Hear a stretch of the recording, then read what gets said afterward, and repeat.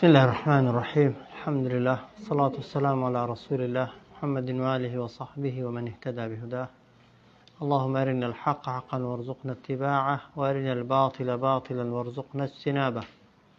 آياتي هشتي سورة النحل دفرمت الذين كفروا وصدوا عن سبيل الله زدناهم عذابا فوق العذاب بما كانوا يفسدون. فرمت الذين كفروا أوانيك بباور بون لدنيا دا وصدوا ورقريشيان كرت عن سبيل الله لويك خلق بيت ناو آيني خوا وربازي خوا زدناهم زياد من كردوا بويان يا زياد دكين بويان عذابا سزا فوق العذاب لسروي سزاي خويان بما كانوا يفسدون بهوي أوي كأوان لدنيا دا كسانكي قندلكار وخرابكار بون اواني دسنا دوزخ. طبعا اگر کسا تنها بو خوي كافر بو بي ها علاقي كسي نبو بي سزاكي تنها سزاي خويتي بلام هيك بباوريشا وهروها خلقشي توشي بباوري كردوا نشي هشتو خلق ببيتا مسلمان او سزاي خوشي وردقري سزاي هر كسيشي دي كشي ورقرتوا يا بو بريار دراوة كبهوي او يو كافر بوا جاو بهم قناهيشي دي كش هروايا چۆن چاکە ئەگەر بیکەی لە تۆوە کەسێک فێر ببێ ئەویش خێری دەگاتێ بەقەدەر ئەوی ئەتۆش خێرت بۆ دێ خراپەش بە هەمان شێوە ئینسان ئەگەر ببێتە پێشەنگ بۆ کارێکی خراپ یان بە قسە کەسێک فێری خراپەیەک ببێلێت گوناهی ئەوەی کە بۆ خۆت خراپەکەت کردووە و گوناهی ئەو کەسەشی کە بەهۆی تۆوە خراپەکەی کردووە بۆت دێت و بۆت دەنووسرێ. بۆیە بتپەرستەکانی مەکە تەنها بەوەندە نەوەستا بوون کە بێباوەڕ بن بە دینی خوا و بە پێغەمبەر صلی الله عليه وسلم. هەمیشە چۆن پێغەمبەر هەوڵی دەدا خەڵکی بکا بە مسلمان بتپەرستەکانیش بەردەوام ئەو خەڵکانی داهاتنە مەکەی پێشیان پێدەگرتن پێشەوەی بگەنە لای پێغەمبەر صلی الله عليه وسلم یا قسەی پێغەمبەریان پێ بگات دەیانگوت ئەگەر کەسێکتان بینی بەو شێوازەی و بەو نەوعی قسەی بۆ کردن بڕوای پێ نەکەن ئەوە لە دینی باب و باپیرانی هەڵگەڕاوەتەوە و شێت بۆ ئێمە حسابی بۆ ناکەین ئێوەش بە قسەی نەکەن. جاخوای گەورە دەفەرمێ ئەو جۆرە کافرانە سزای خۆشیان لەسەروی سزای خۆشیان سزای ئەو کەسانەشیان بۆ بڕیار دراوە کە بەهۆی ئەوانەوە کافر بوون و ئەوان نەیان هێشتووە ببن بە مسلمان. الذين كفروا ئەوانەی کە بێباوەڕن یا بێباوەڕ بوون وصدوا عن سبيل الله ڕێگریان کرد لەوەی کە خەڵک بێتە ناو ئاینی خواوە ناو ڕێگا و ڕێبازی خواوە زیدناهم بۆمان زیاد کردوون یا بۆیان زیاد دەکەین عذابا سزا فوق العذاب لەسەروی سزای خۆیان سزای کافریەتی خۆیان بما كانوا بەهۆی ئەوەی ئەوان لە دنیادا یفسیدون هەمیشە خراپەکار و گەندەڵکار بوون و خەڵکیان تووشی خراپە و خراپەکاری دەکرد. ئەو جارخوا دەفەرمێت وەیەومە وەبیر بکەوە ئەی محەممەد صلی الله عليه وسلم لەو ڕۆژەی کە نەبعەثوو یعنی ڕەوانە دەکەین دەنێرین فی کولی ئومەتین بۆ ناو هەر گەلەی بۆ ناو هەر ئومەتێک بۆ ناو هەر گەلێک شەهیدەن کەسێک کە ببێتە شاهید عەلەیهیم بەسەریانەوە من ئەنفوسیهم کە ئەو شاهیدە هەر لە خۆیانە کە مەبەستی زۆرینەی مفەسرین دەفەرمون پێغەمبەرەکانن. هەموو پێغەمبەرێک تەمەن کاتی خۆی کە هاتووە لەکوێوە هاتووە خوای گەورە هەر لە ناو خەڵکەکەی کەسێکی کردووە بە پێغەمبەر ئەو کەسەی لە دنیادا پێغەمبەریان بووە لە قیامەتێ خوای گەورە هەر ئومەتەی هەر گەلەی لە جێگایەک لە قەراغێکی دەشتی مەحشەر ڕادەوەستێنێ و پێغەمبەرەکەیان دەچێت لە بەرامبەریاندا ڕادەوەستێ. خوای گەورە لە پێغەمبەرەکەی دەپرسێ پەیام و شەریعەتی خوات گەیاند ئەویش دەڵێ بەڵێ ئەی خوای پەروەردگار شەریعەتی تۆ پەیامەکەی تۆم گەیاند ئەوانە بە قسەیان کردم ئەوانەش لە فەرمانم دەرچوون. ئەگەر کەسێک بەڕاستی شوێنکەوتەی پێغەمبەر بوو بێ پێغەمبەرەکە لە مەسلحەتی شاهیدی دەدا یعنی شاهیدی بۆ دەدا و دواتر شەفاعەت و تکاشی بۆ دەکا و ئەوانەشی کە بە دوای پێغەمبەر نەکەوتون یا بە دوای پێغەمبەرانی خۆیان نەکەوتون پێغەمبەرەکە دەبێتە شاهید لە سەریان دەڵێ خوایە شاهید بە بانگم کردن بەڵام ئەوانە بە قسەیان نەکردم. ئەو جار خوا دەفەرمێ وەجئنا وهێناشمان دەشهێنین بیکە ئەتۆ شەهیدن تا ببیە شاهید على هؤلاء بەسەر ئەوانەوە بەسەر گەلەکەی خۆتەوە. ئەو جار خوا دەفەرمێ وەنەزەلنا عەلەیکە الکتابە ڕەوانەمان کردۆتە خوارێ بەسەر تۆدا ئەی محەممەد صلی الله عليه وسلم الكتاب يعني أو قرآن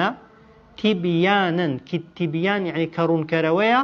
لكل شيء بوها مشتك قرآن رونكروية بوها مشتك هیچ شتێک نییە لە قورئاندا ئیشارەت و ئاماژەی پێ نەکرابێ بەڵام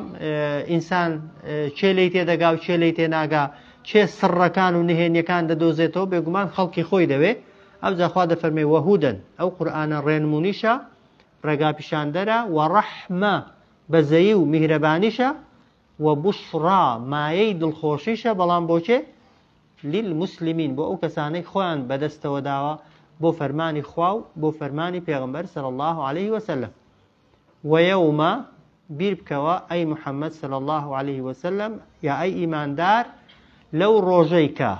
نەبعەثو یعنی ڕەوانە دەکەین فی کولی لەناو هەموو ئومەتین گەلێک شەهیدەن کەسێک ببێتە شاهید عەلەیهیم بەسەریانەوە کە من ئەنفوسیهم ئەو کەسە لە خۆیانە جا لە قیامەتێ طبعا هەم پێغمبەرەکە شاهیدە هەم مەلائیکەتەکە طبعا کردەوەکانیان نووسیون شاهیدن و ئەندامەکانی خۆمان ئەندامەکانی جەستەی خۆمان لەسەر خۆمان دەبن بە شاهید لە قیامەتێ و ئەو زەویەشی کە گوناهمان لەسەر کردووە و بەعەکسیشەوە طبعا ئەگەر چاکەمان لەسەر کرد پێ شاهیدیت لەسەر دەدا یا شاهیدیت بۆ دەدا. بەڵام لێرە مەبەستی پێغمبەرەکەی سەلامی خوای لەسەر بێ بیر بکەنەوە لەو ڕۆژەی کە ڕەوانەمان کردووە یا ڕەوانەی دەکەین لە ناو هەر گەلێکدا کەسێک کە ببێتە شاهید بەسەریانەوە کە لە خۆیانە ئەو بۆ ئومەتانی پێشووتر. وەجئنا هێنامان خۆستا قیامەت نەهاتووە یعنی دەیهێنین بیکە ئەتۆش شەهیدن تا ببیە شاهید على هؤلاء بەسەر ئەوانەوە. جا معلومە لە قیامەتێ پێغمبەر صلى الله عليه وسلم یا شاهدیت بۆ دەدا شانازیت پێوە دەکات دەڵێ خوای ئەو ئومەتی منە ئەوە شوێن کەوتەی منە ئەو بەدوای ڕێبازی من کەوتووە. طبعا خۆشی لەو کەسانە کە پێغمبەر شاهدیان بۆ دەدا چونکە شاهدی پێغمبەر صلى الله عليه وسلم ڕەت ناکرێتەوە بەبارەکەی دیکەژە ئەگەر پێغمبەر شاهدیت لەسەر بدا بڵێ خوایە ئەو تەنها بەناو ئومەتی من بوو لەنا شوێن دینی من نەکەوت بوو بێگومان لەوەشدا شاهدەکەی هەر وەردەگیرێ. ئەو جا دەفەرمێ وەنەزەلنا ڕەوانەمان کرد عليك بسرتودا الكتابة أو كتابة تبيانا كرون كروية لكل شيء بوها مشتك باشان وهدى الرقا بشاندرة رين منكرة ورحمة مهرباني وبزيشة وبشرى ما يد الخوشي ومجدشة للمسلمين بو كساني كخوان بدست وداوة بو فرمانكاني خواو فرمانكاني پیغمبر صلى الله عليه وسلم. أو جاد فرمي إن الله بيقمان خوا يأمر فرمان دكات بالعدل بدادگەری خوای پەروەردگار فەرمان دەکا بە هەموو کەسێک کە لەگەڵ خۆی لەگەڵ دەوروبەری و لەگەڵ خەڵکی و لەگەڵ دروستکراوەکاندا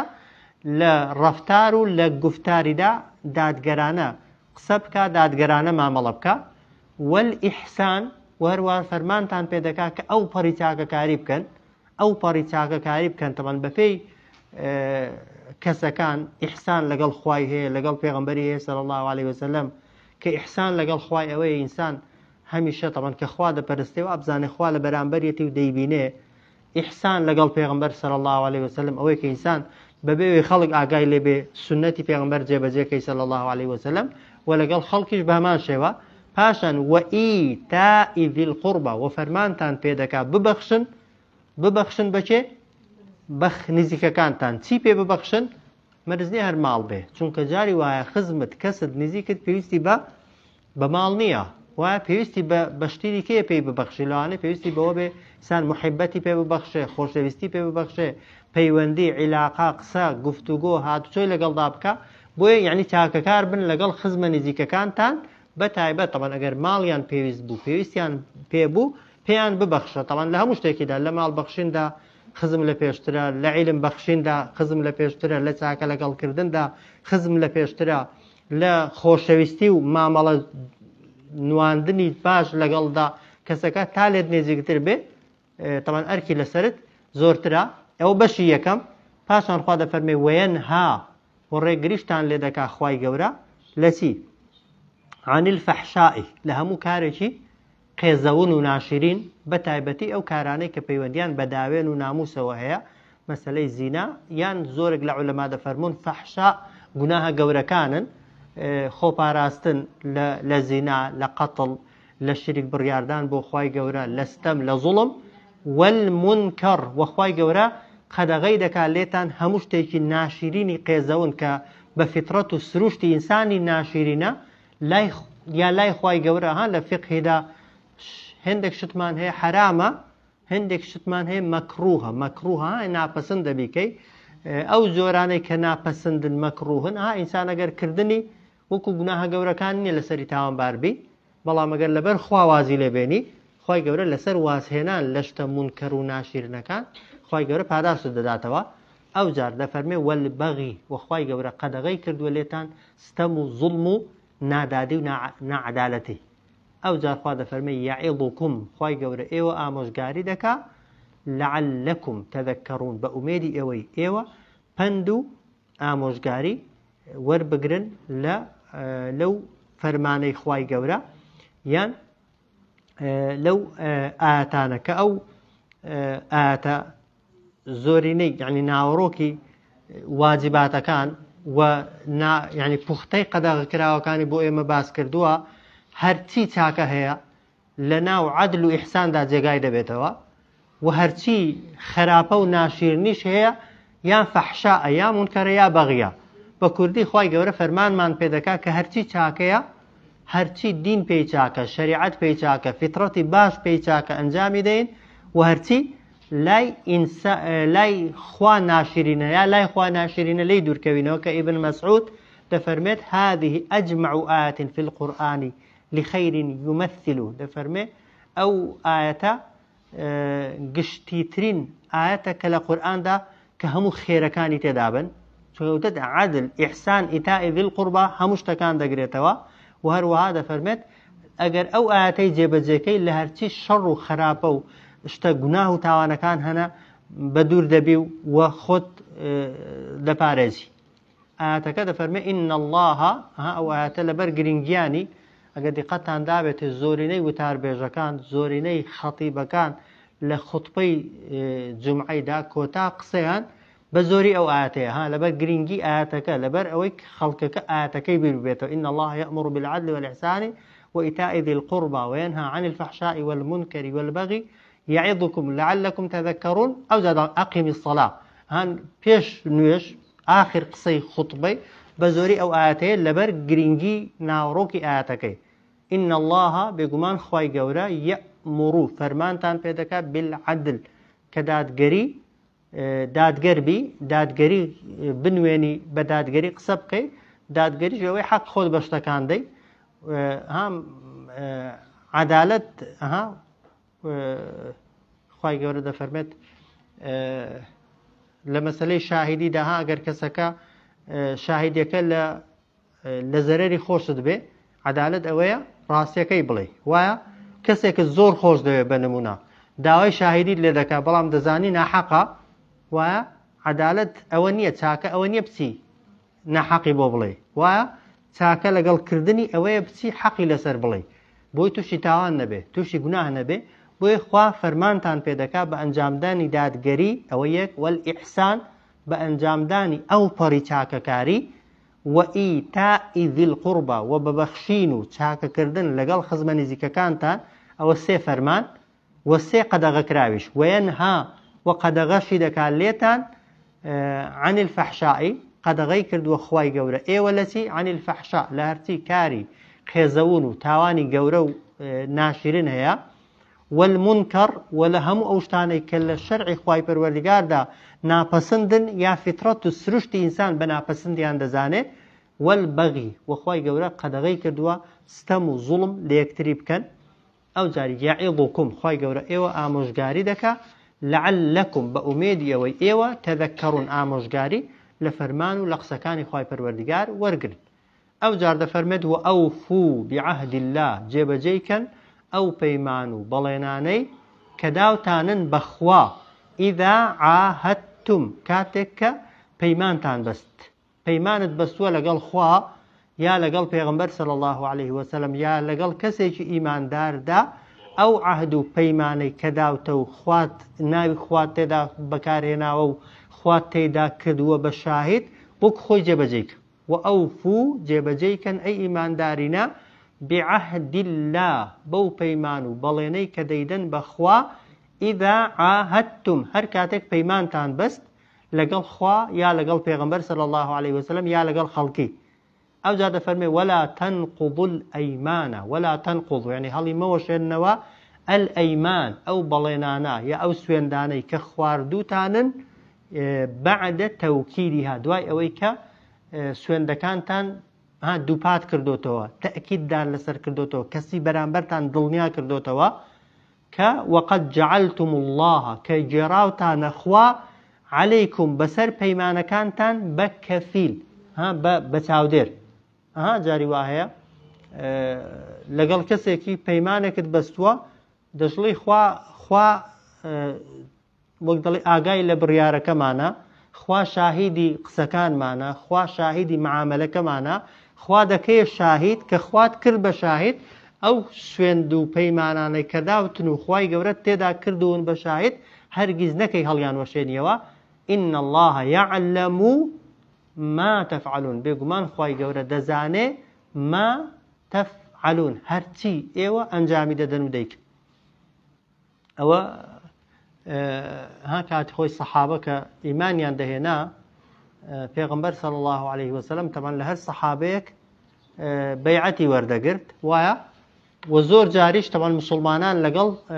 یەکتری و جاری وا هەبوو لەگەڵ بتپەرستەکانیش و جاری وا هەبوو لەگەڵ جوولەکەکانیش هاوپەیمانێتیان دەبەست ڕێک دەکەوتن عەقدێکیان مۆر دەکرد کە عەقدت مۆر کرد لەگەڵ کەسێکی هەتا بتپەرست و مشریکیش بە هیچ شێوەیەکی بۆ دنیا عەهدەکە وعدەکە بەڵێنەکە هەڵوەشێنیەوە ئیلا مەگەر بەرامبەرەکەت هەڵی وەشێنێتەوە پێغەمبەر صلی الله عليه وسلم لەگەڵ جوولەکەکانی بەنو جوولەکەکان ئەو بەنو ئیسرائیلیانەی کە ئێستا هێنراونەتە ئیسرائیل و لەوێ کۆکراونەتەوە بەشێکیان کاتی خۆی لە سەردەمی پێغەمبەردا صلی الله عليه وسلم لە ناو مەدینە بوون پێغەمبەر صلی الله عليه وسلم لەبەر خیانەت و ناپاکی کە کردیان لەگەڵ پێغەمبەر صلی الله عليه وسلم کە چەند جار هەوڵی کوشتنی پێغەمبەریاندا صلی الله عليه وسلم پێغەمبەر لەوێ دەری کردن و ئێستاشی لەگەڵدا بێت تەمان خراپ و ئەوەکانیان نەخشە و پلانە گڵاوەکانیان هەر ناشورێتەوە پێغەمبەر صلی الله عليه وسلم پابەند بوو بە بەڵێنەکەی خۆی لەگەڵ جوولەکەکان کە زۆر خراپیش بوون هەتا ئەو کاتەی جوولەکەکان پەیمانیان شکاند بەڵێنیان هەڵبەشاندەوە کە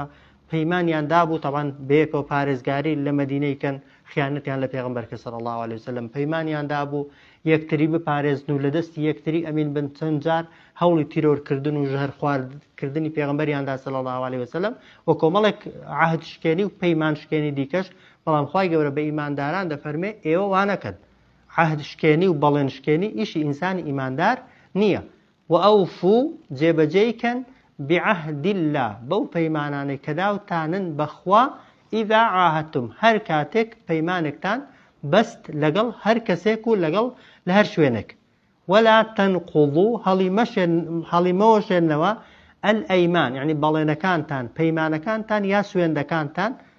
ئەیمان بە معنای پەیمانیش دێ بە معنای سوێندیش دێ بعد تەوکیدها دوای ئەوەی کە پەیمانەکەتان دڵنیاییتان داوەتەوە لەسەریا تەئکیدتان لێ کردوتەوە وقد جعلتم الله ئێوە جێراوتانە خوا عليكم بەسەر خۆتانەوە بەسەر پەیمان و بەڵێنەکانتان بە کەفیل بە چاودێر إن الله بێگومان خوا يعلم دەزانێ ما تفعلون هەرچیەک ئێوە ئەنجامی دەدەن ئەو جار خوا دەفەرمێ ولا تكونوا كالتي نەکەن وەکو ئەو ئافرەتەی بن کە نەقەضەت کە هەڵی دەوەشاندەوە غەزلەها غەزل یعنی ئەوەکەی ڕیسەکەی خوریەکەی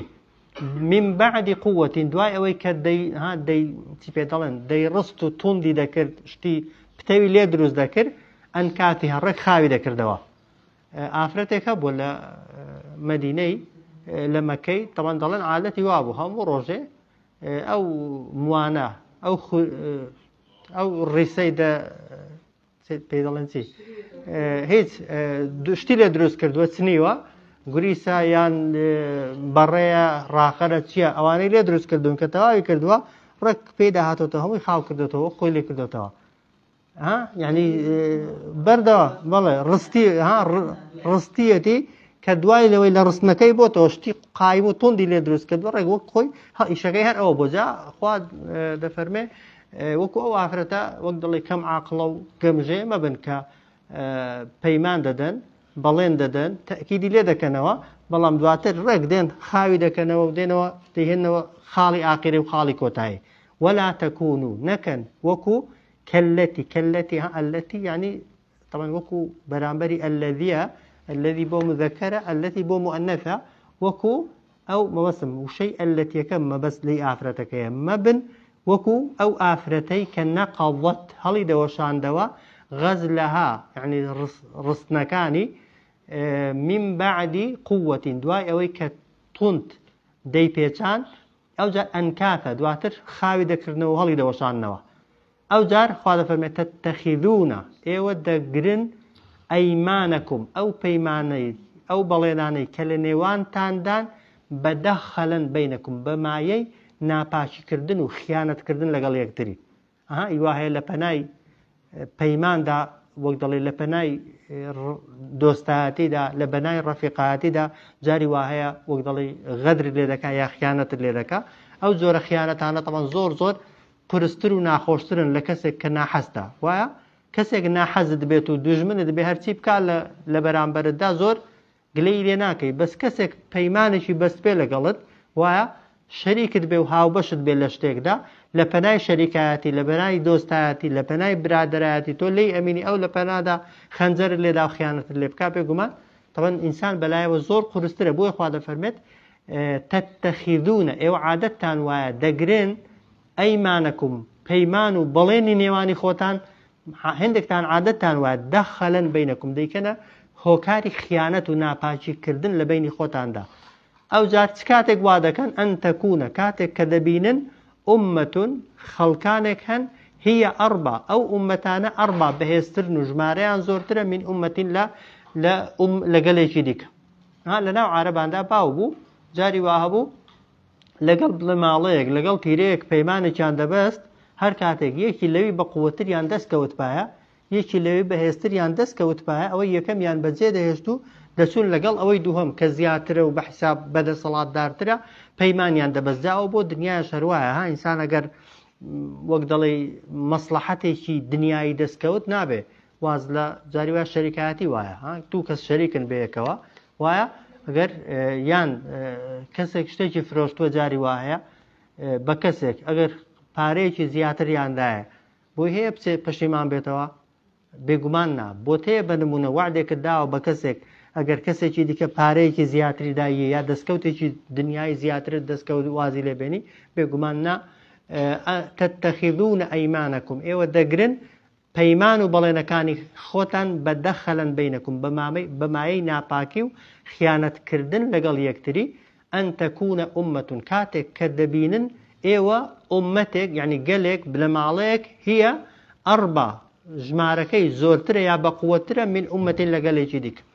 هذا فرم إنما يبلوكم الله به بيكمان خواي قورة إيوة تاقيد كاتو بو بلينو بيمانانا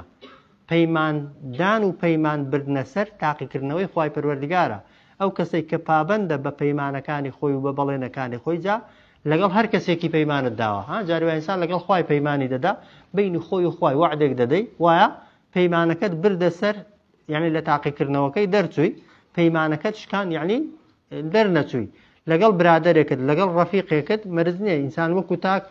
جاروای پەیمانەکانی گچکەن وایە بەزەگەر کابرا عشیرەت بوو بنەماڵە بوو حیزب بوو دەستە بوو ئەو کاتە پەیمانەکان گەورەترن ئەو جار وەلە یوبەینەنە لەکم یەومە القیامەتی و بە دڵنیاییەوە ڕوون دەکاتەوە بۆ ئێوە خوای گەورە لە ڕۆژی دواییدا ما كنتم فيه ئەو شتەی کە ئێوە تەختەلیفون تێیدا ناکۆکن بۆتان ڕوون دەکاتەوە یعنی چی یعنی لەسەر ئەو جیاوازی و ناکۆچیانەی کە هەتانن خوای گەورە ڕوونکردنەوەتان دەداتێ پاشان بۆتان دیاری دەکات چێ چاکە و چێ خراپە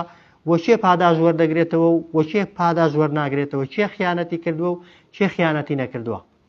ولا تكونوا كالتي نقضت غزلها وكو أو آفرة مبن كنقضت غزلها هلي وشاندوا أو كي ريسكي من بعد قوة دواي أوي كتندي كردوا شتي بهزي لي دروس كردوا أن كاتن باشان خاوي كردو توشتا تندكا تتخذون ايو دقرن أيمانكم بيمانو بلينكاني نيوانتان بدخلا دخل يعني معي خيانة ناپاشي كردن بينكم لنيوان خوتان دا أن تكون أمة كاتك كدبين خلقانك هي أربع بهسترو وجماريان زورترا من أمة لأمة جديك إنما بقمان تنها أو بيمانو بلينانا يبلوكم الله به تاقيتان دكاته وخواي قورا بي ولا يبينن لكم بدل نهاية وروني دكاته وبوتانو وزورك للمفسرين لفرمون پاداش تشتان دداته ولا سري يوم القيامة لروجي دوايدا ما كنتم فيه أوشتاني كأيوة تيدا تختلفون ناكوكو والراجيايتان هبو لقلي أو زار خواهد فرمد ولو شاء الله أقر خواهي قورا ويستي لسربا لجعلكم ايوه دجراب بأمة واحدة بيقل همو خلقي ده كده مسلمان اگر خواه حزي لبا بزوري ها بتوبزي ويا يعني خفاد مخو اي محمد صلى الله عليه وسلم كاتي خلقك ايمان داره وخلقك بباورا خلقك بيمان دشكينيت وخلقك بيمان دبات سري اگر خواه قورا ويستي لسربايا همو خلقي لسريك آين لسريك دين لسريك شريعت كودا كردو خو ضلي انساني ها پیغمبر فرمي صلى الله عليه وسلم بين أصبحي الرحمن دڵی ئینسانی لە بینی دوو پەنجەی خوای پەروەردگار دایە خوای گەورە چۆنی حەز لێ بێ ئەوا ئەگەر بیەوێ بە زۆری بەڵام ویستی خواوانیە ئیرادەی خواوانیە خەڵکی بە تۆبزی بکا بە مسلمان خوای گەورە ئینسانی بۆ ئیمتحان دروست کردووە دنیای بۆ تاقیکردنەوە و اختیاریشی داوەتە دەست خۆت وێ کەسێک دەبێتە ئیماندار و کەسێک دەبێتە بێباوەڕ هیچ خەفەتی ناوێ ئەوەی کە لەسەر ئینسانی ئیماندارە گەیاندن و ئامۆژگاریکردنە نەتیجەکەی هەرچیەکە علاقەت نییە و ئیشی تۆش نییە وەلەو شاء الله ئەگەر خوای گەورە ویستی لەسەر بە لەجەعەلەکم بە دڵنیاییەوە ئێوەی دەجێڕا بە ئوممەتەن واحیدەتەن بێگەل و وەدەیخستنە سەر یەک ئاین ئوممەتی ئێرە بە معنای دینە ئەگەر خوای گەورە ویستی لەسەر بە ئێوەی هەموو دەخستە سەر یەک دین سەر یەک ئاین وەلاکن بەڵام خوای گەورە یضل من یشاء و گومڕای دەکا سەری لە دەشێوێنێ ئەوەی کە بیەوێ و یەهدی و ڕێنمونیشی دەکا من یشاء ئەوەی کە بیەوێ وەلەتوسئەلوونە بە دڵنیاییەوە ئێوە بەرپرسن ئێوە پرسیارتان لێ دەکرێتەوە لە قیامەتێ عما كنتم عن ما يعني لە هەر چیەک کە كنتم ئێوە تعملون ئەنجامی دەدەن ئینسان بەرهەمی کردەوەکانی خۆی لە قیامەتێ دەدروێتەوە کەس تاوانی کەس و کەس خراپەی کەسێکی دیکە هەڵ ناگرێت وەلەو شاء الله ئەگەر خوای گەورە ویستی لەسەر بە لەجەعەلەکم ئێوەی دەجێڕا بە ئوممەتەن بەیەک گەل یعنی بەیەک ئاین وەلاکی یضل من یشاء بەڵام خوای گەورە گومڕا دەکا بە حیکمەتی خۆی ئەوەی کە بیەوێ و ڕێنمونیشی دەکات ئەوەی کە بەپشتی یعنی جا کە گومڕای دەکا یعنی چی گومڕای دەکا یعنی نا بە تۆبزی گومڕای دەکا یعنی ڕێی پێدەدا گومڕابێ ئەوەی کە حەزی لە گومڕاییە و ئەوەی کە قابلی گومڕایی و سەر لێ شێواویە خوای گەورە ڕێی لێ ناگرێ کە کەسەکە گومڕابێ کە ڕێنمونیشی دەکا یعنی چی نا بە تۆبزی هیدایەتی دەخاتە دڵی خوای گەورە تەوفیقی دەدا یارمەتیت دەدا ئەگەر ڕێی ڕاستت گر خوای گەورە یارمەتیت دەدا لەسەر ڕێگا ڕاستەکەی ئەگەر ڕێگای خراپەت گر خوای گەورە ڕێی خراپەکەت لێ ناگرێ هەر ئەوەیە دەنا گومڕاکردن و هیدایەت اختیارەکەی بەدەست خۆتە وەلەتوسئەلوونە بە دڵنیاییەوە ئێوە بەرپرسن ئێوە لێتان دەپرسرێتەوە عما كنتم لە هەر چیەک ئێوە تعملون ئەنجامی دەدەن تاوانە صلى الله على سيدنا محمد وعلى آله وصحبه